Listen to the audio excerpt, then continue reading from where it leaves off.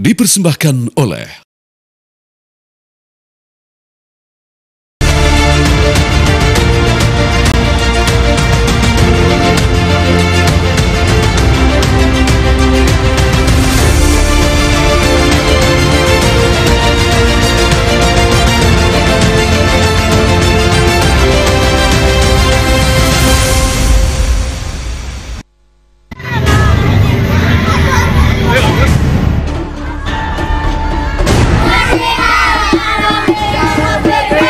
ibadah saudara-saudara kita non-muslim itu bunyikan toa sehari 5 kali dengan kenceng-kenceng secara bersamaan, itu rasanya bagaimana? Ya, speaker di musola masjid monggo dipakai, silahkan dipakai, tetapi tolong diatur agar tidak ada yang merasa terganggu, agar niat menggunakan toa, menggunakan speaker sebagai sarana, sebagai wasilah untuk syiar, melakukan syiar tetap bisa dilaksanakan tanpa harus mengganggu mereka yang mungkin tidak sama dengan keyakinan kita. Berbeda keyakinan kita harus tetap hargai. Itu saja intinya. Saya kono himbauan, nggak usah pakai speaker luar. Lah wong setahun pisan. Lah dangdutan tanggane nanggap dangdut jaran kepang macem-macem sampai jam 2 bengi orang gagas. Begitu wong tadarus Ramadan dilarang jadi berebek kuping. Pada prinsipnya diatur penting, tidak boleh ada larangan, tetapi diatur. Jangan sampai misalnya kita mengadu toa gitu ya, atau mengadu pengeras suara sehingga substansi dari panggilan azannya sendiri malah menjadi kehilangan maknanya gitu. Sekarang cobalah dibuat praktek oleh Kementerian Agama ya, tempat-tempat yang selama ini banyak keluhan ya, coba muadzinnya diganti dan qori'nya dan yang baca selawatnya diganti dengan orang yang betul-betul profesional gitu. Saya kira akan berbeda hasilnya. Terima kasih.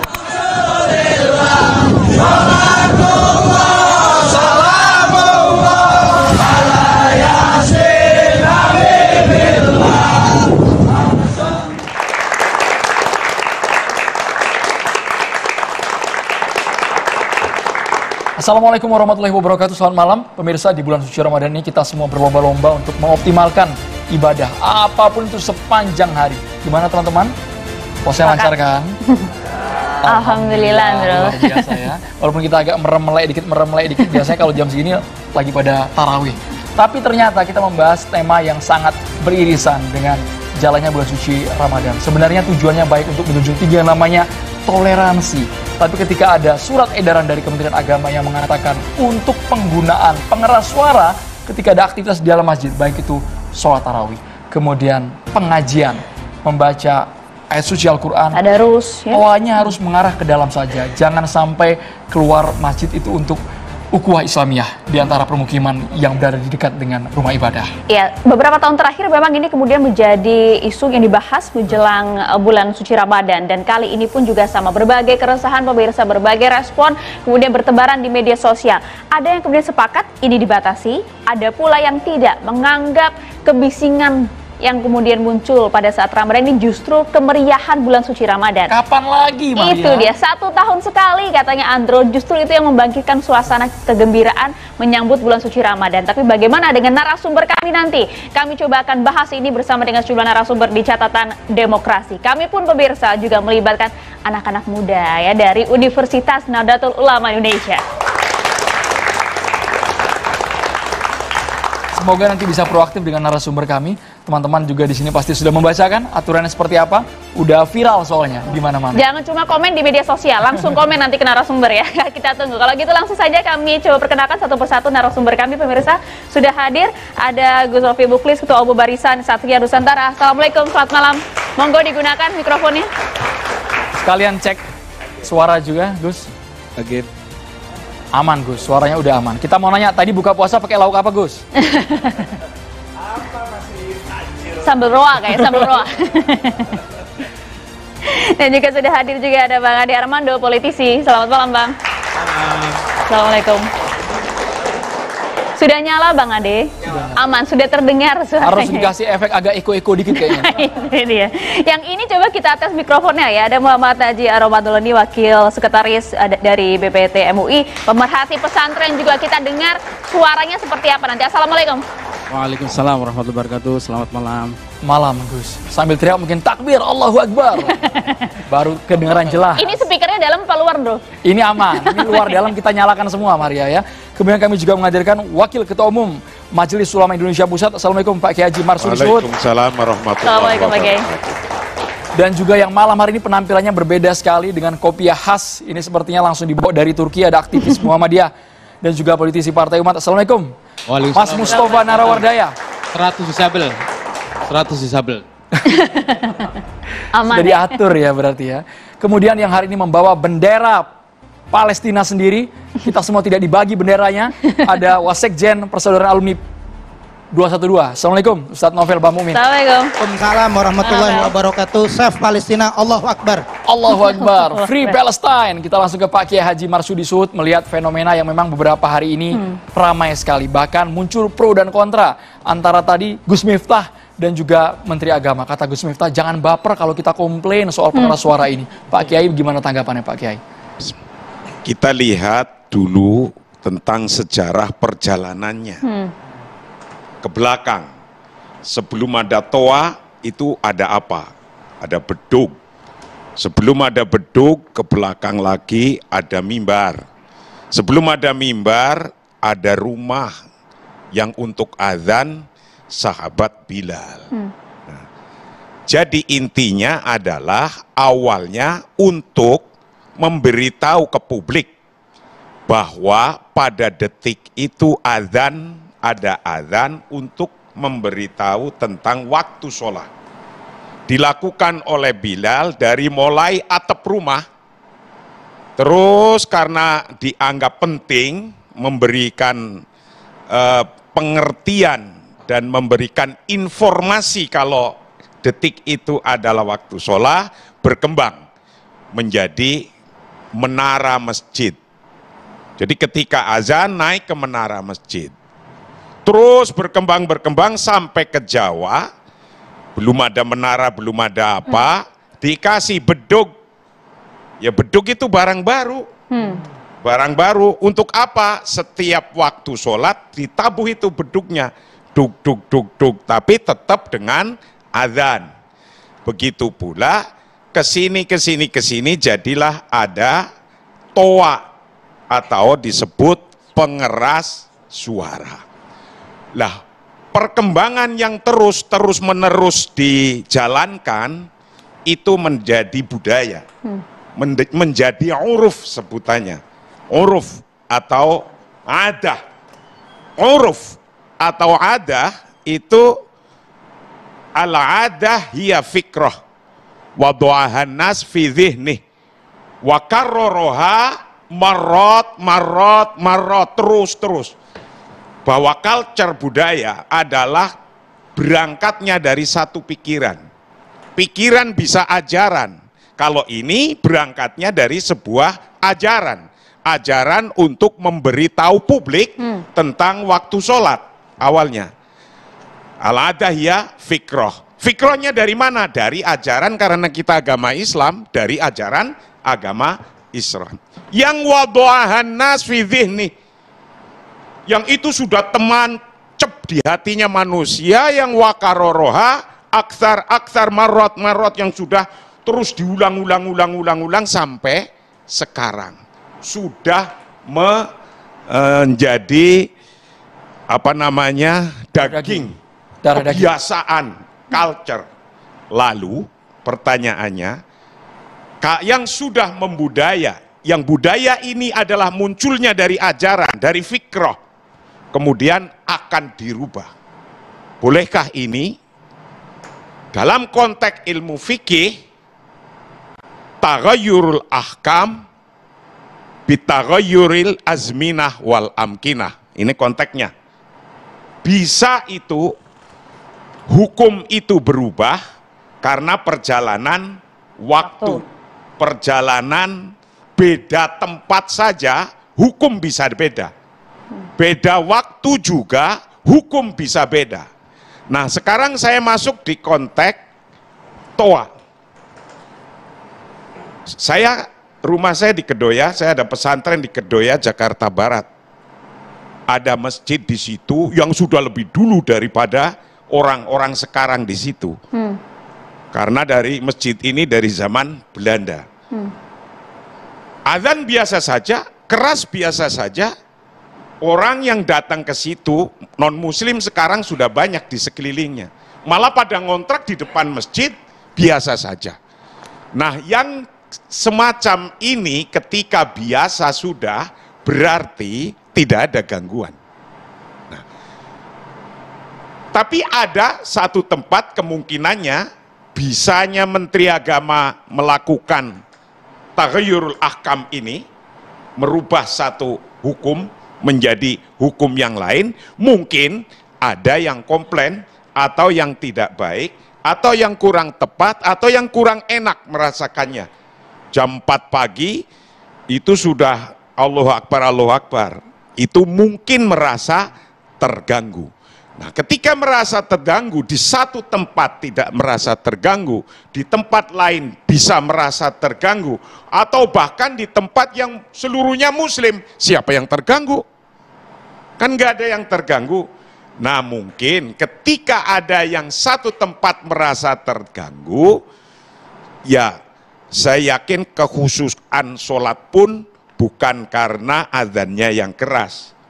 Ketika ditaruh di dalam ya boleh-boleh saja.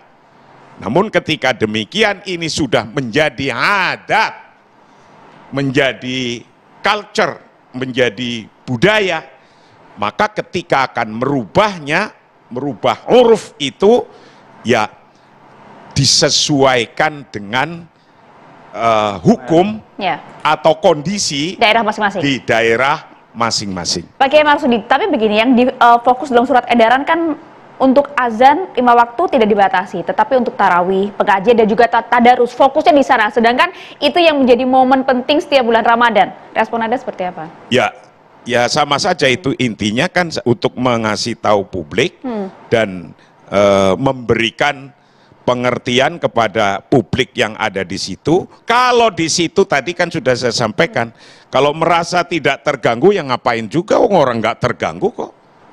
Mayoritas muslim, nggak terganggu. Ngapain jadi itu? Yang terpenting menurut saya, hukum ini bisa berbeda karena beda tempat. Jadi tidak bisa digebyah-uyah. Nggak bisa, apa itu gebyah-uyah? Ya gebyah-uyah semuanya sama gitu. Nggak bisa, karena taghayyurul ahkam bitaghayyuril azminah wal amkinah, bisa berbeda-beda. Kalau di tempat itu traweh, sholat, kultum, terus membaca Al-Quran, simaan, biasa itu. Yang sudah biasa ya sudah, tapi kalau ketika ada memang di satu tempat yang kira-kira tidak berkenan orangnya dan sangat mengganggu di situ, lah itu hukum bisa berbeda lagi di situ. Jadi disesuaikan Pak Kiai. Tapi tadi menarik penggunaan kata Pak Kiai, ini sudah tuancep, udah mendarah daging katanya, sudah jadi budaya. Kenapa tiba-tiba berubah di tengah jalan? Mas Adi Armando, pandangannya seperti apa Mas? Karena seingat kami Mas, tahun lalu kita juga pernah membahas ini Mas. Hal yang dulu sama. itu surat edaran muncul karena ada komplain dari warga. Kalau Anda ingat pernah terjadi komplain ketika di permukiman padat, suara toanya keluar, ternyata jamnya nggak pas Pak Kiai.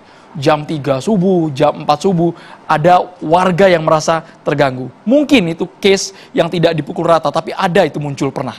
Mas Adi Armando. Ya, dan barangkali kita juga semua dengar ya apa yang disampaikan oleh Pak Yusuf Kalla kan beberapa hari yang lalu kalau nggak salah, yang mengatakan bahwa nilai ekonomi rumah yang dibangun di dekat masjid sekarang menjadi menurun ya, karena ada banyak orang yang memilih untuk tidak membeli rumah di sana ya. Itu kan artinya indikasi dari apa yang Anda katakan tadi dan Ustadz tadi katakan juga, bahwa ada tempat-tempat, ada konteks tertentu yang menyebabkan orang-orang yang berada di sekitar masjid itu merasa terganggu. Kita tentu saja ingat juga kasus beberapa tahun, 7 tahun yang lalu ya Bu Meliana, ingat di Tanjung Balai ya. Dia itu kan terganggu oleh suara azan kan. Kemudian dia protes, memang barangkali karena dia orang Sumatera Utara kan, Tanjung Balai itu barangkali kalimatnya peka telinga saya nih mendengar azan kali ya. Terus sampai dibakar kan waktu itu vihara, kelenteng di sana. Jadi menurut saya jelas ada ya, tadi juga sudah diakui ada konteks-konteks tempat dan waktu tertentu yang menyebabkan ada orang-orang yang merasa terganggu. Nah sekarang masalahnya menurut saya apa yang harus dilakukan oleh Kementerian Agama. Pemerintah itu memang harus membuat peraturan yang berlaku secara merata di semua tempat, terkecuali ada hal-hal tertentu yang menyebabkan di tempat tersebut itu tidak bisa diberlakukan. Saya kasih contoh. Tadi kan sudah disampaikan bahwa banyak sekali barangkali kultur atau komunitas yang sudah terbiasa. Jadi justru sepi dia rasanya kalau tidak ada rame-rame ya taruhlah sekarang bulan Ramadan Tadarusan, ceramah. Enggak, yang pagi-pagi jam Sahur. apa itu namanya ya? SOTR, sahur on the road. Sahur on the road. Ya nggak pakai on the road lah, tapi sahur gitu ya.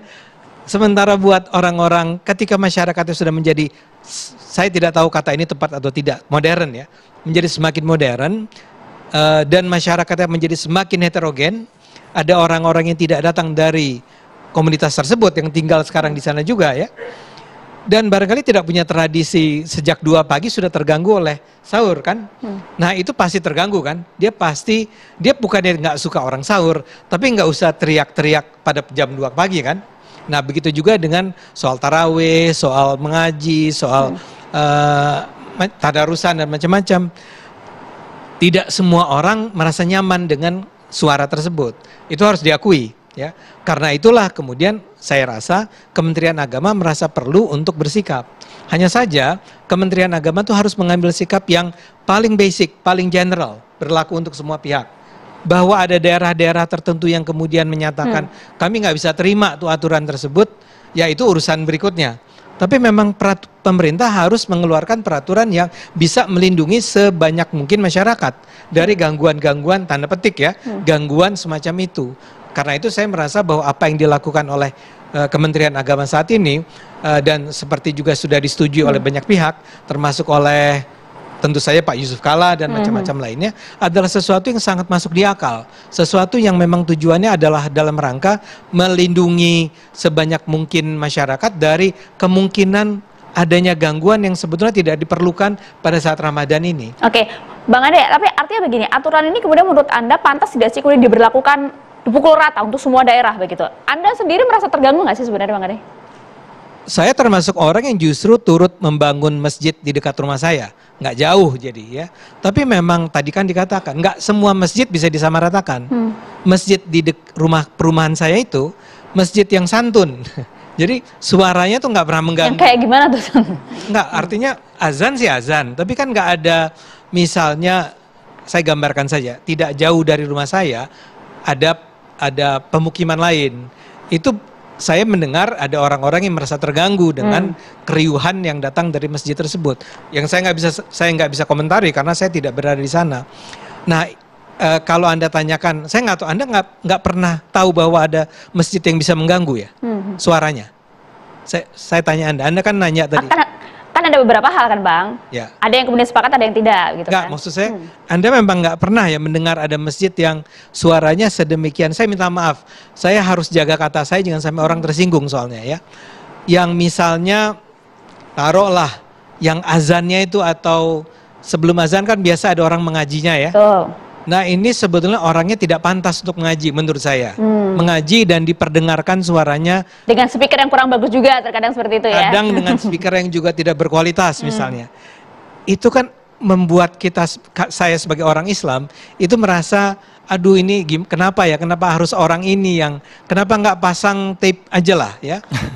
Rekaman yang bagus gitu ya dipasang. Azannya juga kadang-kadang suka fales suaranya dan segala macam. Jadi saya rasa memang sebaiknya ada sebuah aturan yang mencegah jangan sampai ada orang-orang yang sampai punya pandangan negatif mengenai masjid, mengenai azan, mengenai tadarusan. Itu yang harus kita lindungi. Nah saya rasa kan Menteri Agamanya juga orang Islam, NU juga kan ya, Mas ya.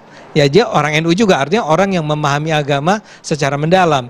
Saya rasa dia merasa cara terbaik saat ini, dan mungkin tahun lalu, dan mungkin tadi Bapak bilang dari tahun 78 sudah ada sebenarnya aturannya mengatakan bahwa jangan sampai masjid yang seharusnya Islam itu kan harusnya membawa rahmatan lil alamin, membawa rahmat bagi sekalian alam, bukan hanya kepada umat Islam saja, bukan hanya pada mereka yang percaya saja, tapi pada banyak orang. Janganlah sampai masjid yang harusnya di mana kita mendengar orang mengaji dengan berkualitas, dengan indah, itu terganggu oleh hadirnya berbagai masjid lain yang tadi itu, yang tidak ada proses seleksi yang baik tentang siapa yang boleh mengaji, siapa yang boleh berazan, dan kemudian itu diperdengarkan dengan suara yang luar biasa keras ke banyak orang, dan itu membawa efek yang menurut saya negatif terhadap Mas Ade, efek negatif ini kan penilaian subjektif dari masing-masing orang ya Mas ya.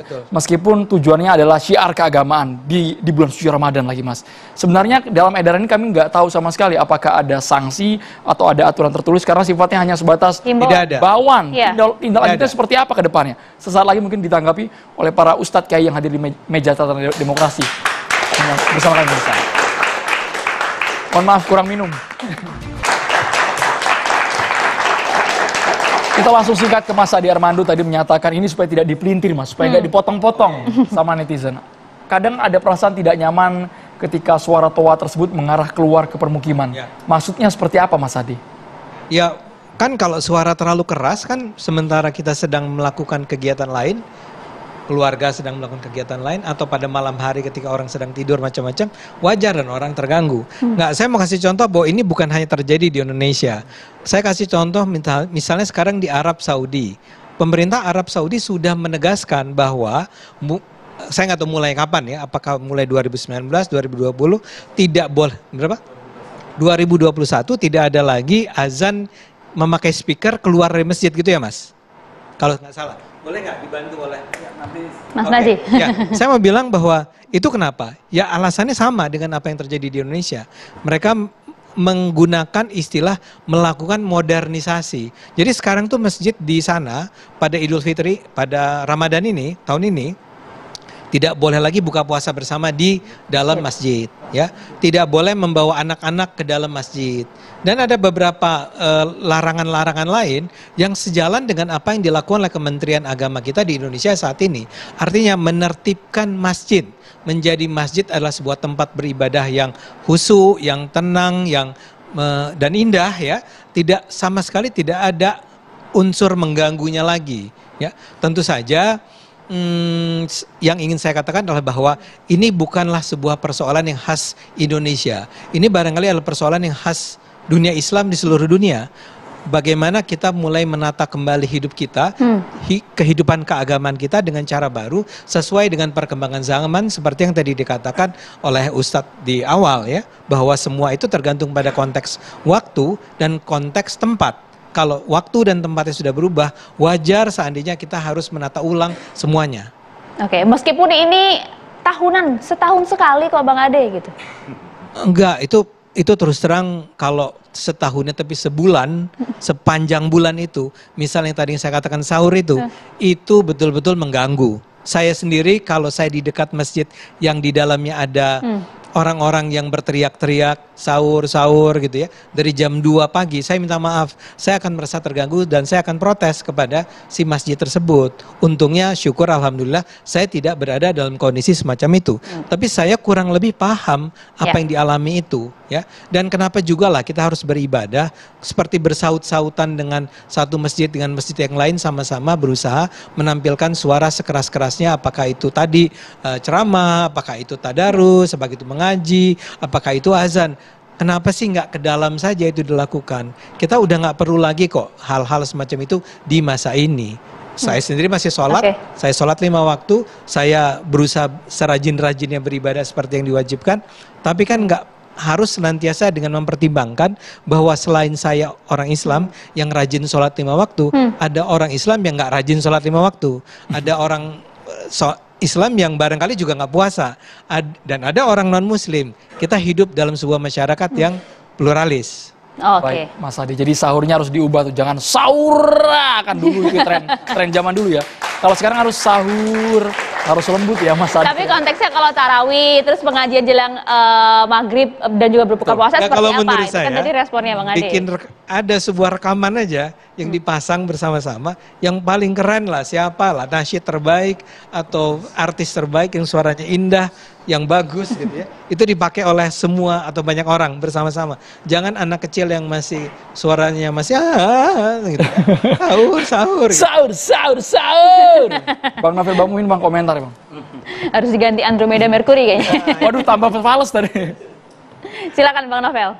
Baik, Assalamualaikum warahmatullahi wabarakatuh. Waalaikumsalam warahmatullahi wabarakatuh. Yang terhormat para narasumber dan host malam ini, mudah-mudahan di bulan Ramadan ini kita mendapatkan keberkahan di bulan Ramadan. Amin.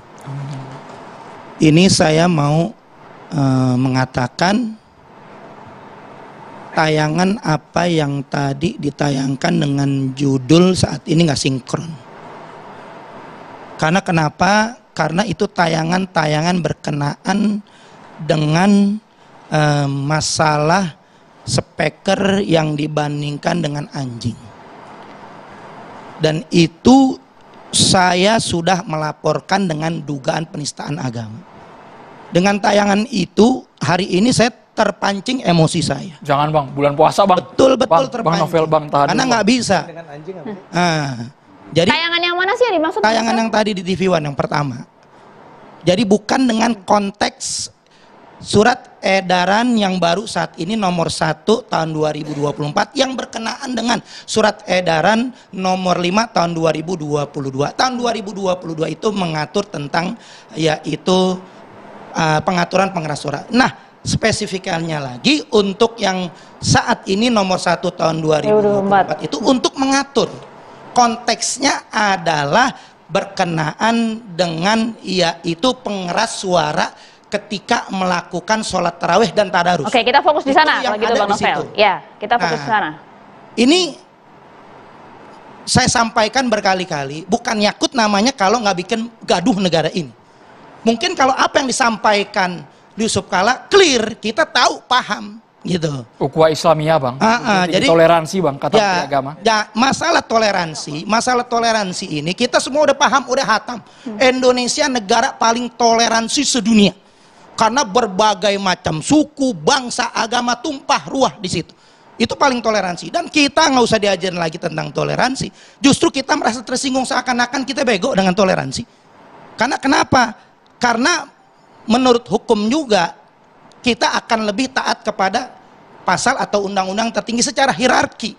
Nggak boleh dengan surat edaran ini kita melanggar daripada konstitusi yang ada, ketuhanan yang Maha Esa, pasal 29 Undang-Undang Dasar 1945 dengan ayat nomor 1, 2, 3 itu kita sudah dijamin kebebasan dalam untuk beragama ini masing-masing udah dijamin. Nah, kesempatan yang saat ini jadi masalah dengan suara berkenaan, kita fokus langsung ke tema yang ramai saat ini dengan surat edaran nomor 1 tahun 2024. Yang tadi Kiai sudah sampaikan, ini bukan masalah adat lagi. Akan tetapi keberlangsungan beribadah itu. Karena saya kemarin itu ceramah tarawih full, insya Allah full, saya tiap malam mengisi ceramah tarawih. Jadi ketika malam pertama itu nggak bisa kalau nggak pakai speaker luar. Karena yang dikritisin saat ini yang menjadi fokus arahannya adalah penyelenggaraan sholat tarawih dengan pengeras suara di luar. Yang dihimbau untuk di dalam. Kalau di dalam itu jamaah membludak. Semalam saya itu di dalam masjid, di pinggiran saja nggak dengar. Ini jamaah sudah di jalan sampai ke belakang. Kalau nggak pakai speaker luar itu nggak terdengar. Bagaimana bisa untuk kita mengikuti daripada imam ini ketika akan menjadi imam itu kan memberikan kode ataupun takbir ketika akan mengganti rukun-rukun atau mengganti ruku dan sujud itu, mereka kalau nggak sampai mereka ketinggalan, akan rusak ibadah itu. Nah ini sama juga harus diperhatiin, yaitu daripada keberlangsungan ibadah itu. Nah kalau masalah toleransi di tempat saya ini di Pejaten Barat 2 itu komplek bersebelahan dengan langsung kedutaan masyarakat yang memang kebanyakan penduduk orang-orang asing daripada orang-orang yang keluarga besar kedutaan besar Australia. Kita sudah berlama-lama di situ. Mereka nggak tersinggung. Mungkin kalau ada justru dengan ada peraturan yang ada, mereka merujuk kepada peraturan. Padahal mereka nggak pernah terganggu. Dengan ada justru ini akan menimbulkan kegaduhan yang merasa mereka terganggu, yang mereka toleransi menjadi tidak toleransi. Nah, toleransi itu adalah yaitu sama-sama menghormati kedua belah pihak. Kemarin kita ini boleh dikatakan ada yang namanya Hari Raya Nyepi.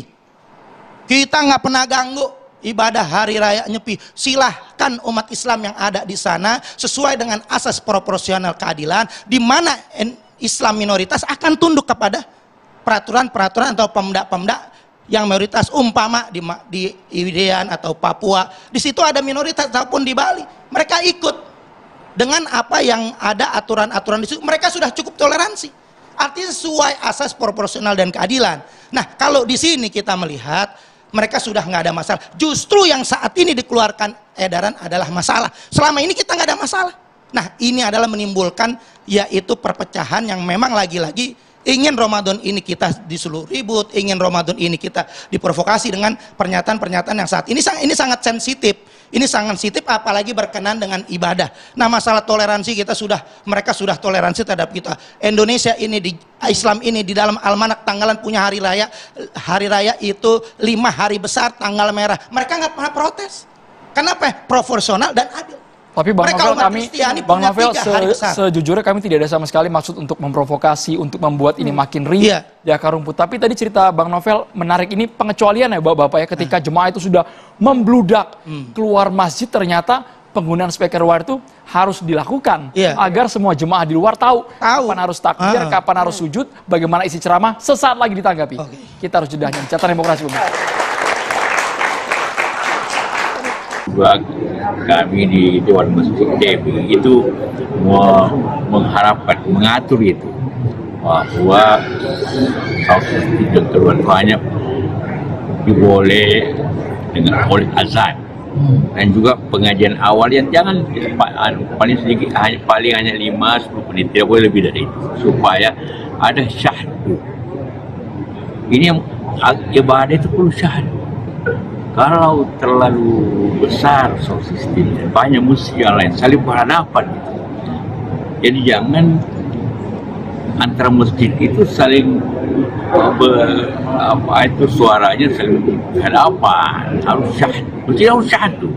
Dan itu jangan kalau pidato itu atau dakwah atau tabliknya sampai keluar, itu malah orang juga tidak dengar juga, hanya suaranya yang keras tapi tidak difahami.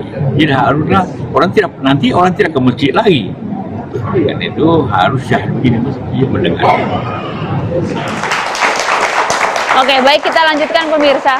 Ya, kita lanjutkan pemirsa. Bang Novel, tapi kan kalau untuk konteks Bang Novel tadi mungkin ada pengecualian ya, agar kemudian jamaah yang di belakang bisa mendengar menggunakan pengeras suara. Tapi bagaimana dengan hal lain seperti misalnya tadarus, kemudian juga tadi disampaikan oleh Bang Ade begitu loh. Itu yang menjadi fokus sebenarnya. Jadi kalau memang tadarus kita sudah tahu dan paham, bukan masalah pengeras suara, tapi pengaturan waktu. Jangan sampai tadarus semalam suntuk tiap malam. Itu betul-betul sangat mengganggu. Artinya Anda sepakat ya dengan peredaran dalam hal tadarus ya? Jadi setelah saya ceramah, itu biasa tadarus setelah tarawih setengah jam atau 1 jam, jam 10, selesai. Kemudian dia tadarus lagi, mungkin jam 4, setengah jam mau sahur, itu betul-betul sangat betul-betul menyentuh hati kita. Karena Ramadan ini bulan Al-Quran. Bagaimana kita untuk mensiarkan Al-Quran itu? Nah, dengan cara itu, dengan cara pengeras suara ini, biar mereka ini dipendengarkan. Ketika ada speaker saja di akhir-akhir Ramadan banyak yang nggak bangun, apalagi nggak ada speaker. Iya. Masih awal kita Bang. Kalau awal nggak usah dengar speaker, udah pada bangun semua. Tapi masalah taraweh nggak bisa kalau nggak pakai speaker luar. Di mana-mana membludak penuh, nggak mungkin dengan tanpa speaker itu susah. Kenapa Bilal tadi disebutkan di atas rumah? Kenapa? Untuk menyuarakan, memanggil orang setinggi-tingginya, sekencang-kencangnya. Bagaimana jadi speaker ini sebelum ada zaman kemerdekaan, sebelum ada ketentuan-ketentuan, speaker ini dari ada hadirnya speaker itu betul-betul untuk membantu kita mensiarkan. Nah, juga di tempat-tempat lain, di tempat minoritas, mereka juga gereja dengan membunyikan loncengnya, kemudian juga mungkin di daerah Islam mayoritas mereka memakai speaker dengan kegiatan-kegiatan apa yang ada, kita nggak pernah ganggu. Jadi selama ini sudah berjalan baik. Dengan pernyataan Yakut ini justru kita ini terusik kekusuhan kita dalam bulan Ramadan. Mudah-mudahan nggak terpancing, Jaya. Jadi kami keliling tablik kemana-mana, silahkan untuk bisa yang masalah speaker ketika untuk tadarus diatur waktunya. Akan tetapi untuk daripada sholat tarawih itu harus bagaimana semaksimal mungkin suara speaker itu bisa sampai ke jamaah yang ke belakang. Karena justru banyak di Indonesia ini banyak yang mereka sangat terbatas speakernya sehingga di luar itu kagak sampai. Oke, kita sudah tangkap poinnya itu yang iya, benar. Gus Rofi sepakat tidak kalau untuk hal itu? Silakan. Bismillahirrahmanirrahim. Assalamualaikum warahmatullahi wabarakatuh. Waalaikumsalam warahmatullahi wabarakatuh. Terima kasih untuk teman-teman adik-adik mahasiswa dari Universitas Nahdlatul Ulama. Sebelum saya nanggapi Bang Novel Pak Mukmin, saya ingin membacakan ya kegiatan Syiar Ramadan atau Gema Takbir, Idul Fitri, Idul Adha, dan upacara Hari Besar Islam. Nah, fokus kita pada malam hari ini adalah penggunaan pengeras suara di bulan Ramadan, baik dalam pelaksanaan sholat taraweh, ceramah kajian Ramadan, dan tadarus Al-Quran. Menggunakan pengeras suara dalam. Ya. Nah, poin penting sebenarnya DMI ya, Dewan Masjid Indonesia, Bapak Haji Yusuf Kalla, kemudian Muhammadiyah yang saya lihat, kemudian PBNU, artinya ormas-ormas terbesar ini mendukung surat edaran tersebut. Artinya Kementerian Agama dalam memutuskan ini tidak syukur bikin aturan, tapi Kementerian Agama juga mendapatkan masukan-masukan dari termasuk ormas-ormas yang ada di Indonesia ini. Kalau ini adalah larangan, mungkin saya protes. Ini kan sebenarnya himbauan. Alangkah baiknya. Karena kalau saya baca semua pengaturan atau himbauan ini, adzan, sebelum adzan ada waktu 10 menit tentang ngaji. Artinya kita kalau mau syiar untuk memanggil orang, mengajak takarub kepada Allah, mengajak untuk ibadah, ada ruang, ada waktu, ada kesempatan yang namanya adzan, iqomah. Ini diberi kesempatan untuk luar. Nah, untuk tadarus, kemudian sama taraweh, kenapa harus di dalam? Makanya di sini ada bahasanya himbauan. Yang katanya Yai Marsudi Suhud itu menyesuaikan lingkungan masing-masing. Nah, ini cara Islam, cara beragama yang tepat, yang baik begitu. Karena Islam itu adalah mengajak gitu kan. Bagaimana Islam berdakwah ini tidak membuat bising, tapi membuat enak, intonasinya enak, termasuk pengaturan yang adzan harus suaranya seperti ini.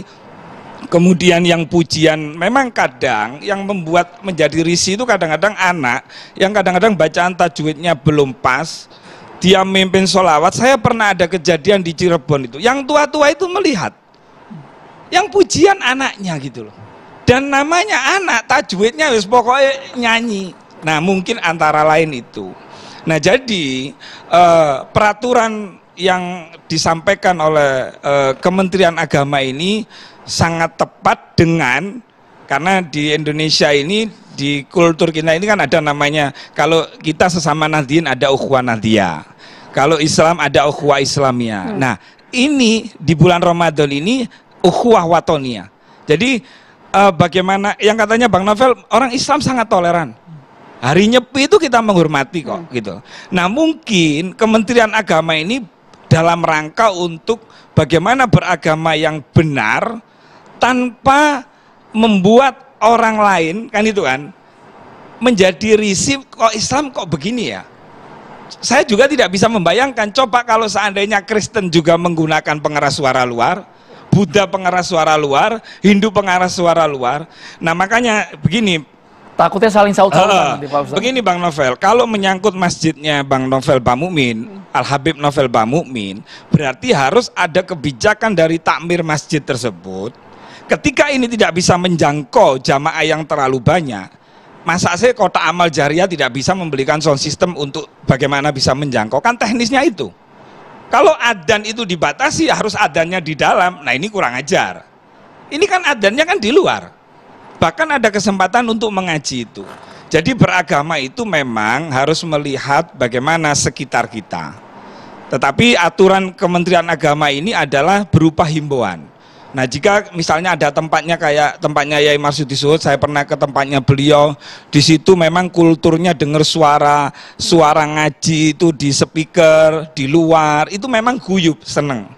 Tapi ada tempat tertentu, makanya itu kearifan lokal bagaimana tokoh-tokoh, RT-nya dan lain-lain, namanya mau Ramadan biasanya kan ada rapat, ada musyawarah, gimana ini baiknya. Karena memang kadang-kadang saudara kita yang muslim pun, yang kerja capek, entah kerja di Grab, tadi saya naik ke Grab saya, iya Pak memang kadang-kadang kita capek gitu kan, kadang-kadang yang bukan bangunkan sahur ya, kayak sholah-sholah misalnya. Kadang-kadang sholah-sholah sendiri tidak pakai anu tapi suaranya gembren. Nah, dari himbauan ini adalah untuk bersama-sama introspeksi. Bagaimana Islam yang menjadi mayoritas ini menjadi contoh beragama yang baik. Mungkin itu tujuan daripada Kementerian Agama ini, makanya didukung. Tapi kalau Pak Yusuf Kalla misalnya yang katanya Bung Ade Armando mengatakan bahwa sampai-sampai orang mau beli perumahan, saya nggak setuju itu. Ada orang mau beli perumahan karena dengan dekat masjid, ya biarin aja, nggak usah beli ya orang yang kepingin dekat di masjid aja. Itu alasan yang tidak tepat. Tapi alasannya adalah untuk mengedukasi masyarakat bahwa, karena begini, kalau itu tadarus di dalam, orang yang biasanya tajwidnya kurang pas atau yang masih belajar mengaji, mereka ingin bertadarus. Tapi kalau dia tadarus misalnya ada masjid speaker luar, dia takut untuk belajar. Karena tajwidnya salah, terus nanti selalu diingatkan kan itu. Makanya saya sepakat dengan Yai Marsudi Suhud bahwa kearifan lokal, bahwa harus menyesuaikan. Kalau memang ada desa suatu tempat misalnya, di tempat itu penduduknya agak jauhan misalnya, lalu dia menggunakan speaker dengan suara itu malah enak, sadu. Makanya di situ boleh menggunakan speaker luar tapi dengan 100 desimal. Nah, kan itu artinya sebuah himbauan ini bagus, tinggal sampean milih. Kalau misalnya kampung itu seneng, wes pokoknya aku seneng speaker dengan suara yang keras, semua kampung Legar, aja gitu ya. mau didengar-dengarkan sendiri. Tapi menarik ini Gus Rofi ketika mengatakan bahwa ini kan sifatnya imbauan, bukan paksaan sama sekali, bukan pula larangan, tapi bisa menyesuaikan dengan artinya nggak bisa dipukul lokasi rata ya. masing-masing seperti itu ya. Mas Mustafa Nara dari tadi wes guyu-guyu terus gimana? Artinya apa ini Mas? Setuju seperti sama Gus Rofi ini kan? Bukan karena kita itu terbiasa dengan kebiasaan, kalau kemudian keluar dari kebiasaan pada gumunan. Tadi ada kan begitu kan, ini berubah nih tampilnya pakai topi apa Rusia apa, karena kebiasaan pakai peci. Jadi memang orang Indonesia tipenya begitu, gumunan karena kebiasaan nggak begitu. Begitu juga penggunaan speaker. Tapi saya tidak ingin memperpanjang soal bahwa ibadah itu ada kecenderungan mengganggu. Saya nggak mau pakai istilah itu. Karena itu nanti kalau kita berulang-ulang, ini kan tradisi kan tahunan selalu membahas ini kan. Kalau setiap tahun kita ngomong bahwa adzan itu berpotensi mengganggu, tadarus itu berpotensi mengganggu, kemudian kita atur, nanti akan menjadi kebiasaan juga. Azannya enggak, Bang. Azannya enggak. Nanti dulu. Tadi ada istilah Mas Ade Armando kan, adzan apalagi batasi kan. Kalau semua masjid itu adzan ketemu, nggak bagus kan? Tapi ingat, di Saudi Arabia itu ada seorang turis masuk Islam gara-gara apa? Dia ketika di tower hotel, dia mendengar begitu adzan bersaut-sautan, dia kagum, menangis, sujud langsung dia masuk Islam. Ada namanya Anthony Bourdain, itu wartawan CNN ke Indonesia pertama kali, nangis dia kalau melihat adzan di Indonesia. Begitu banyak suara adzan, dia juga kagum, orang asing lihat Indonesia. Karena itu bagi mereka ini sebuah ciri khas. Indonesia mayoritas muslim kok masuk suara adzan itu dibatasi, apalagi pakai istilah desibel. Emang orang kampung tahu desibel itu apa? Yang pertama itu soal kebiasaan. Yang kedua, jadi ini sebenarnya ini soal toleransi aja. Toleran kan berasal dari istilah Latin tolerare, artinya membiarkan.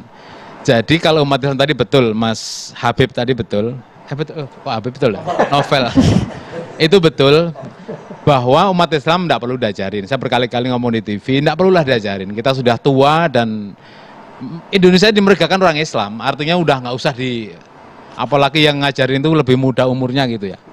Nah, soal toa, soal pengeras suara, kalau di Muhammadiyah itu, setahu saya, jumlah masjidnya itu paling banyak, 12.000. Itu sudah melakukan ini sejak awal, nggak usah melihat surat edaran. Karena sudah modern organisasinya. Tapi kalau saya bicara soal modern, nanti sensitif karena berbicara nanti soal hisab dan ru'yat nanti. Jadi nggak saya teruskan. Yang pasti untuk Muhammadiyah selesai soal ini. Nggak lagi mempersoalkan ini karena pada setuju kan, hanya memang saya lihat perlu penyempurnaan surat itu. Kalau yang nomor 17 tahun 78, yang pertama kali Bima Islam tahun itu lengkap di situ ditulis. Ini, himbauan ini ditujukan khususnya untuk perkotaan, ibu kota provinsi, yang di situ banyak beda agama, di situ tuh banyak ekspatriat, banyak orang asing, atau kemudian rasnya banyak, tertulis lengkap dengan logat lama. Saya masih nyimpen itu yang 78. Tapi ketika Kementerian Agama Bima Islam mengeluarkan seruan ini pada tahun 2018, mulai berubah isinya. Naskah akademik yang isinya seperti itu dihilangin. Bahkan yang terakhir ini ya, yang 2024 kita bahas ya. Yang 2024 ini benar-benar kayak ngajarin toleransi gitu. Ada 3 kata toleransi di situ yang diulang-ulang di surat edaran ini. Yang menurut saya kalau saya baca kayak ngajarin kita itu nggak toleransi gitu. Kayak kurang toleran gitu. Nah, kasus toleransi itu ada 2. Ada yang mohon maaf ya, tanda petik mengganggu karena ya suaranya, tapi juga mengganggu karena melarang suara. Kalau yang mana Bali? Mohon maaf ini contoh saja. Nyepi itu kan ada tempat kan, amati geni, amati karyo, amati lelungan, amati lelangun. Jadi geni itu api, tidak boleh ada api dan unsur lainnya, variannya api, senter, neon, tidak boleh. Kemarin itu amati karyo nggak boleh bekerja, amati lelungan nggak boleh keluar rumah kemana-mana nggak boleh, amati lelangun nggak boleh wisata, foya-foya nggak boleh. Apa itu nggak mengganggu? Kalau dipikir ya ganggu, tapi karena toleransi kita itu paham, tahu diri, nggak perlu kita protes karena kita minoritas juga di sana.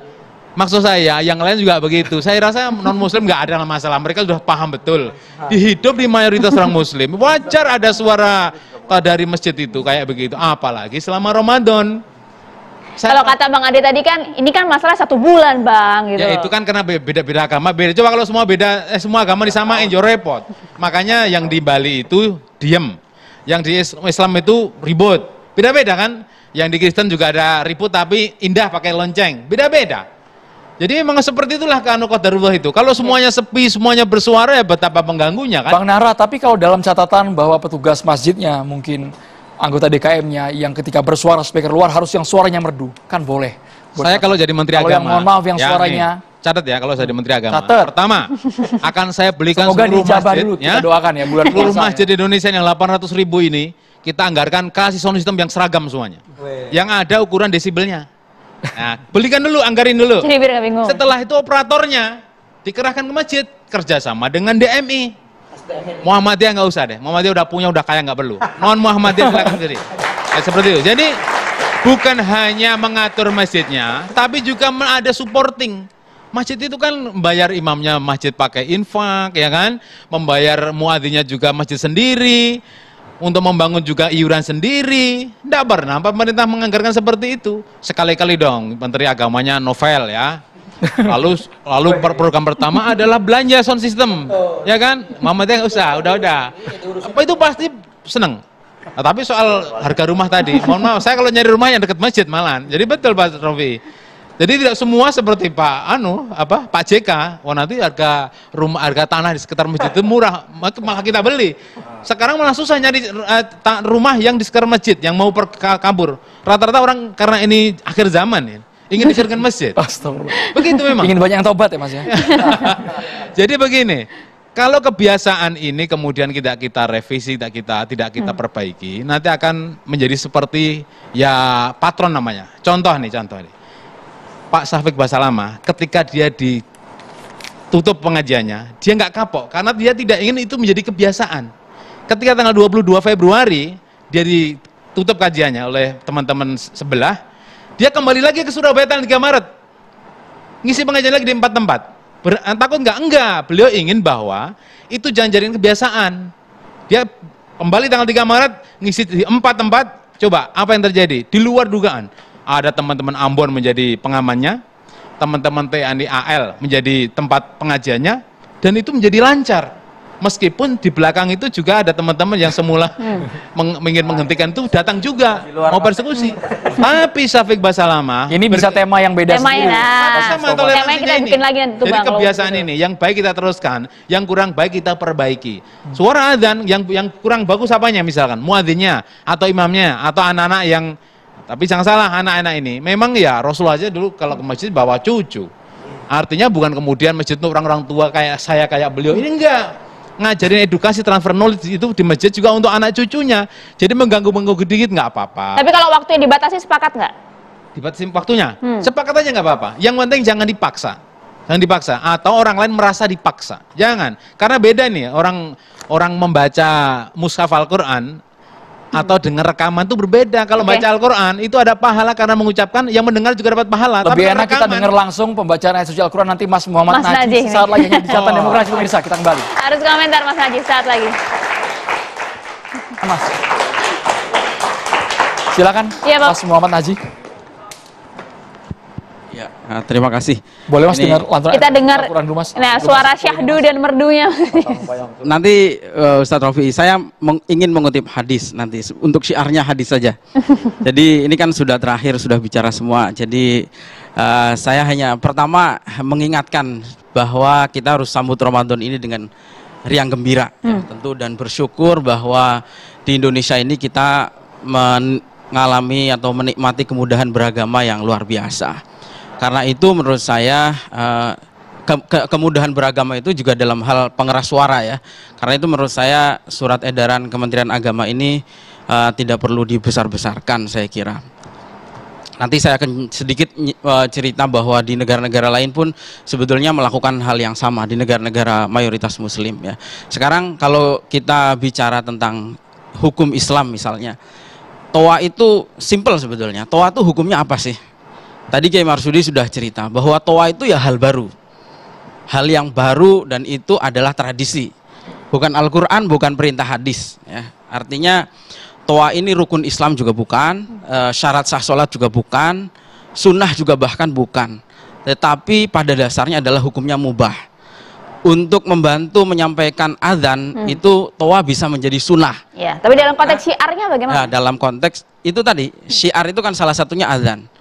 Dalam konteks untuk menyampaikan azan supaya terdengar lebih luas, itu hukumnya sunnah. Tetapi ketika sudah masuk pada ranah mengganggu kenyamanan orang lain, ya, orang lain ini bisa orang lain yang ada di dalam masjid. Misalnya di dalam masjid itu kan ada orang lagi sholat, ada orang yang lain yang membaca Al-Quran misalnya, tapi karena ada orang membaca Al-Quran dengan pengeras suara, sehingga itu akan mengganggu orang yang sedang sholat di dalam masjid sendiri, orang yang sedang membaca Al-Quran. Begitu juga orang yang ada di sekitar masjid, yang kondisinya bermacam-macam. Ada orang tua, ada anak kecil. Saya punya anak kecil, jadi kadang-kadang dalam kondisi tertentu kalau ada kebisingan itu juga tentu mengganggu. Ada orang sakit dan seterusnya. Jadi ini saya kira yang pertama harus kita ingat adalah pada tinjauan hukum ini, saya kira. Nah, tinggal disesuaikan dengan konteksnya, seperti tadi disampaikan Kiai Marsudi juga bahwa konteksnya seperti apa. Apakah ada kerelaan masyarakat di situ? Misalnya siang hari itu saya kira bisa diterima, ya. Apalagi dalam konteks Ramadan, orang tadarusan siang hari, ya, saya kira masih bisa diterima lah oleh masyarakat gitu. Beda lagi kasusnya kalau misalnya itu diputar jam 3 pagi. Tetapi itu banyak yang melakukan jam 3 pagi dan sudah memutar katakan ayat Al-Quran itu banyak itu. Dan perlu diingat bahwa edaran ini juga bukan khusus untuk Ramadan, tapi kan sejarahnya panjang, ya. Sejarahnya panjang dari mulai kalau di Indonesia sendiri tahun 78, terus kemudian 2018 MUI juga membahas kalau tidak salah pakai di Munas tahun 2021, kemudian keluar surat edaran Menak nomor 5 tahun 2022 sampai dengan surat edaran nomor 1 2024 ini. Jadi saya kira itu, ya. Untuk azan sendiri itu misalnya azan itu kan untuk memanggil orang sholat, memang keras. Tapi aturan dalam Islam iqomah itu pelan. Itu karena memang yang keras itu ya azan itu, untuk memanggil orang ke masjid itu dengan azan itu.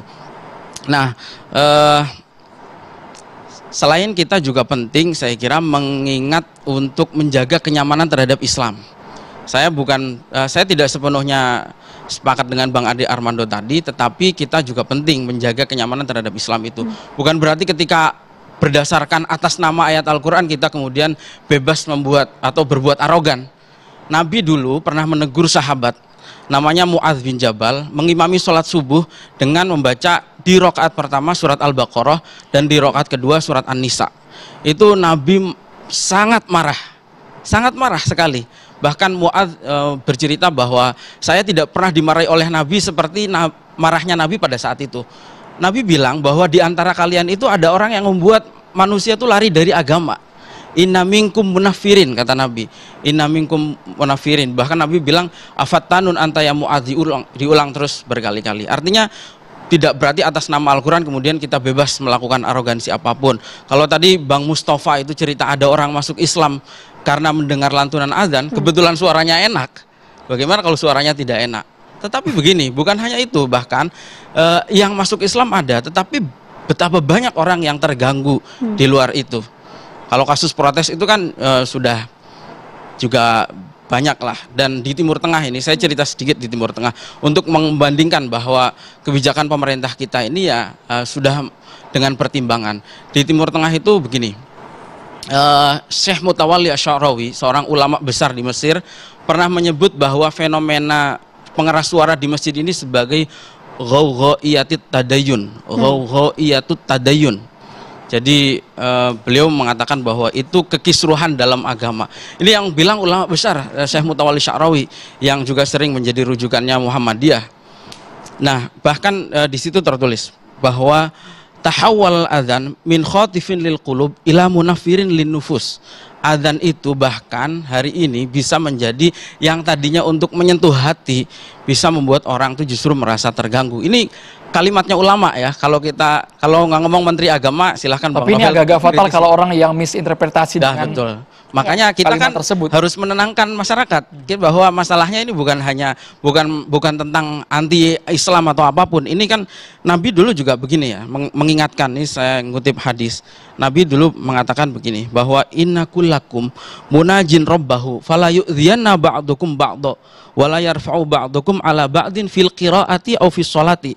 Artinya bahwa kalian itu sedang bermunajat dengan Tuhan yang Maha mendengar. Jadi kamu jangan sampai karena suara kerasmu itu menyakiti sebagian dari kalian sendiri.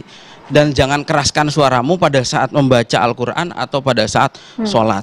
Nah, di luar negeri ini sebetulnya lebih ekstrim. Ini luar negerinya bukan cerita negara non-muslim, ini negara Islam.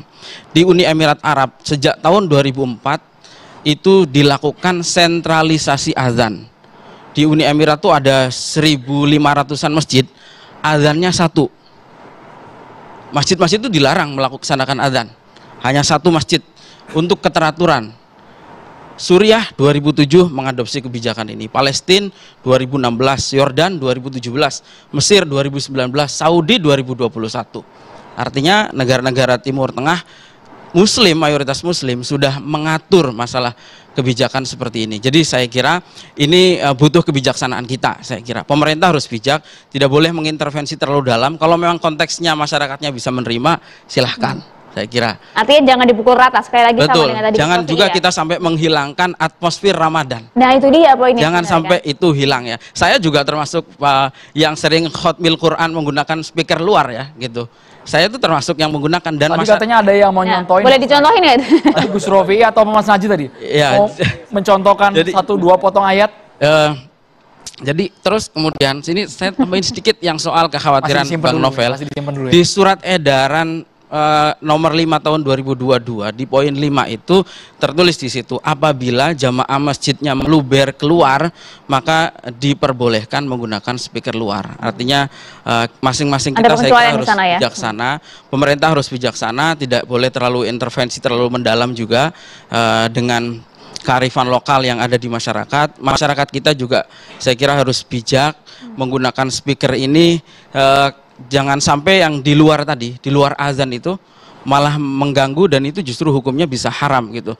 Misalnya ada kadang-kadang ada masjid yang gabung dengan sekolah, kemudian instruksi sekolah itu disampaikan melalui speaker luar, sehingga itu sangat mengganggu gitu.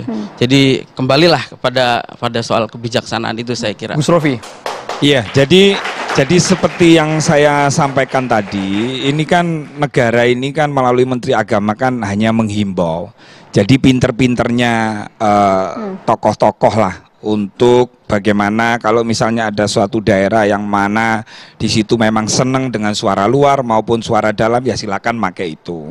Tetapi kalau misalnya ada di tempat tertentu misalnya hanya membutuhkan suara dalam aja mereka sudah merasa terpanggil, ya juga seperti itu juga. Gitu. Sorry, nambahkan satu lagi Gus Rofi. Ini yang jadi kontroversi kan, ada yang menyamakan antara azan ini dengan dangdutan. Kenapa dangdutan dibebaskan sampai jam 2 malam? Saya kira ini analogi yang salah ya. Kalau dangdutan tuh nggak harus diatur, itu sudah jelas hukum dangdutan tuh apa, udah jelas, nggak perlu diatur. Sama seperti orang ini minuman keras, nggak perlu Menteri Agama ngatur. Kalau minuman keras setengah aja, setengah gelas, nggak perlu diatur. Tapi azan itu ibadah. Itu sehingga bagian dari agama dan penyampaian agama itu masalah ada Pak Miftah kan? Oh, nggak usah diikuti lah kalau itu. Agama itu keindahan dan harus disampaikan dengan cara yang indah. Inti daripada aturan, intinya ini adalah untuk menjaga kemaslahatan. Itu. Lah, menjaga kemaslahatan di sisi mana?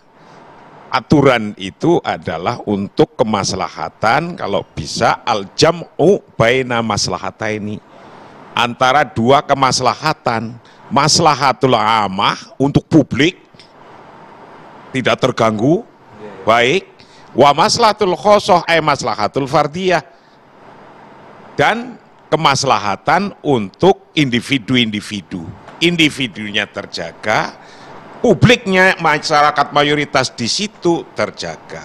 Yang bikin aturan ini juga terjaga karena pada dasarnya ad-daulah ta'ni an-nizam wala ad-daulah ta'ni al-fawdo.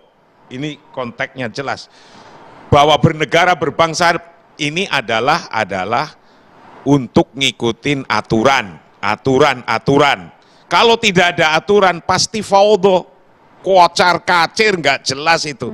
Lalu tapi aturannya yang maslahah lil amah wa maslahah lil khosoh, bisa diterima untuk publik dan bisa diterima untuk individu-individu.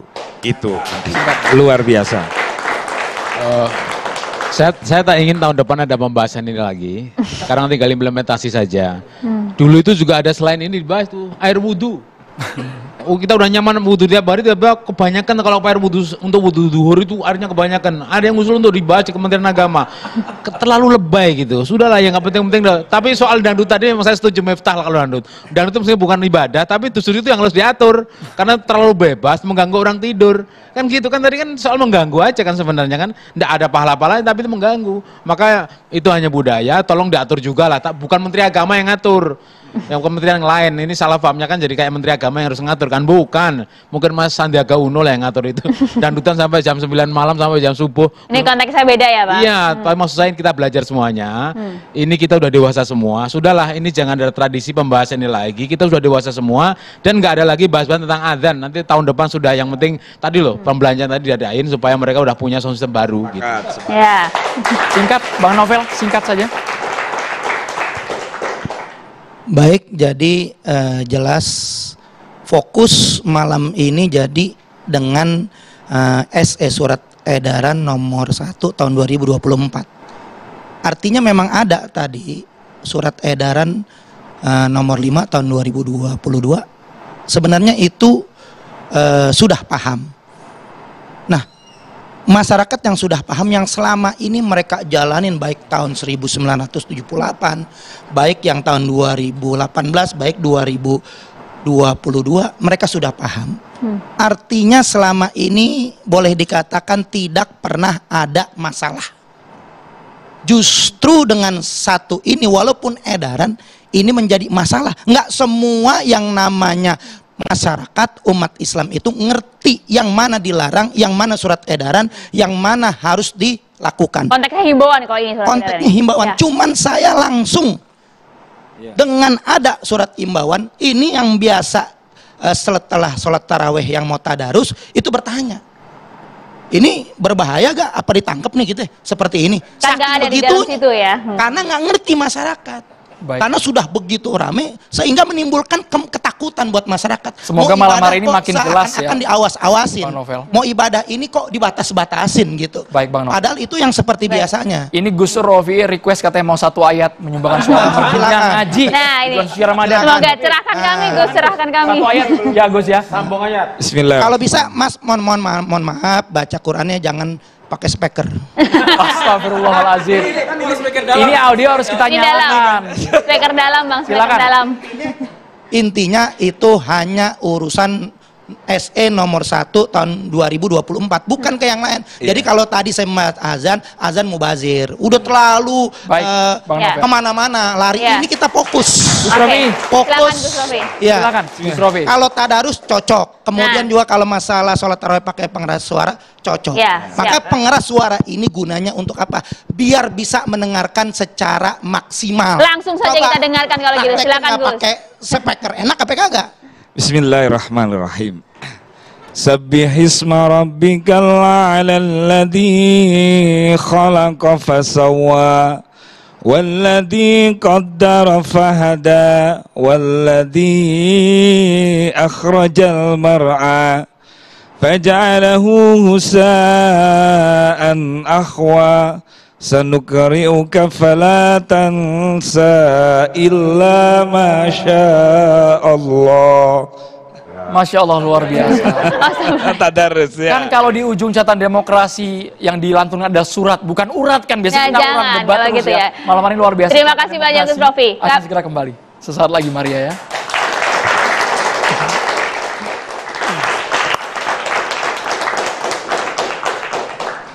Silakan Pak Kiai Sumarno Sofi. Assalamualaikum warahmatullahi wabarakatuh. Bismillah walhamdulillah wal khairu wasyarr bi masyiatillah summa salatu wassalamu ala Rasulillah Sayyidina wa nabiyina wa maulana Muhammad ibn Abdillah wa man tabi'ahu huda ila yaumil qiyamah amma ba'd. Alhamdulillah hari ini kita sudah bisa melaksanakan Ramadan di hari pertama. Khususnya yang mengikuti Nahdlatul Ulama dan juga pemerintah. Dan juga kepada saudara kita yang kemarin sudah melaksanakan puasa di bulan Ramadan, kita pun mengucapkan selamat melaksanakan ibadah Ramadan. Saudara-saudara para pemirsa catatan demokrasi di mana Anda berada, Ramadan mengajarkan kita bagaimana memiliki sikap demokratis. Apabila ada perbedaan pemahaman di dalam pandangan kehidupan kita, Ramadan sudah mengajarkan bagaimana kita memiliki jiwa yang harus bisa menghilangkan egoisme. Kebijakan Ramadan yang dilahirkan oleh aturan pemerintah adalah kebijakan yang kurang bijak. Saya katakan kebijakan yang kurang bijak. Ini hak kita berbicara. Sebab lahirnya kemerdekaan Indonesia tidak lepas dengan syiar agama. Adapun pemahaman aturan pemerintah itu adalah bukan aturan, hanya sekedar anjuran dan imbauan. Dan imbauan itu harus lengkap, jangan sepotong-sepotong. Artinya adalah penggunaan speaker untuk syiar agama bagus, tapi lebih bagus diatur bagaimana cara penggunaannya. Itu yang harus disampaikan, sehingga tidak terjadi polemik di masyarakat. Saya jangankan yang terjadi kemarin-kemarin, hatta sampai tadi saya mau berangkat, murid saya nanya, Kiai bagaimana kalau saya pakai speaker? Saya bilang pakai speaker. Kalau kau tidak pakai speaker, bagaimana orang di belakang akan dengar? Indonesia bukan Kairo, Indonesia bukan Irak, Indonesia bukan Saudi Arabia. Lahirnya Islam dibawa ke Indonesia melalui kultur daripada orang-orang para alim ulama dan para wali yang arif dan bijak. Jadi bukan Islam itu memberantas kultur, harus sadar. Islam justru membangun kultur. Dan sekarang yang terjadi di tengah-tengah kita, ketika kita membangun toleransi umat beragama, ingat, toleransi sesama umat beragama bukan memberangus syiar agama. Silakan orang Kristen, saudara-saudara kita semua, yang mereka pada waktu Natal kan siarkan agama mereka. Kita pun juga demikian. Kita harus mensiarkan agama kita. Saya nggak perlukan sudutkan ayatnya semua. Yang jelas sudah Allah katakan, fa inna min taqwal qulub. Buat siapa? Yang berani mensiarkan agama Allah. Tentu siar ada aturannya. Jangan siar asal agama saja. Tapi aturan beragama yang kita tunjukkan. Bagaimana cara agama yang baik? Bagaimana menghidupkan agama yang betul-betul harmonis? Bagaimana menghidupkan agama yang sesuai dengan kaidah agama? Mudah-mudahan bisa dipahami semua di dalam Ramadan. Jangan melahirkan polemik. Rabbana taqabbal minna innaka antas samiun alim, fatub alaina innaka antat tawwabur rahim. Wabillahi taufiq wal hidayah, sumaridho wal inayah. Wallahu muwaffiq ila aqwamit thoriq. Wassalamualaikum warahmatullahi wabarakatuh. Waalaikumsalam warahmatullahi wabarakatuh. Terima kasih Pak Kiai Sumarno, kemudian Gus Rofi, Mas Muhammad Naji, terima kasih banyak Pak. Terima kasih juga Pak Kiai Masudi, terima kasih Bang Nahra, terima kasih Bang Novel, terima kasih. Kami ucapkan juga terima kasih untuk mahasiswa dari Universitas Nahdlatul Ulama. Pemirsa, semoga ibadah bulan suci Ramadan kali ini berjalan dengan lancar. Kita usung gitu ya ukhuwah Islamiyah dalam Ramadan kita ini. Saya Maria Sekaf pamit. Dan saya Andrew Merkuri, selamat malam, terima kasih. Sampai jumpa.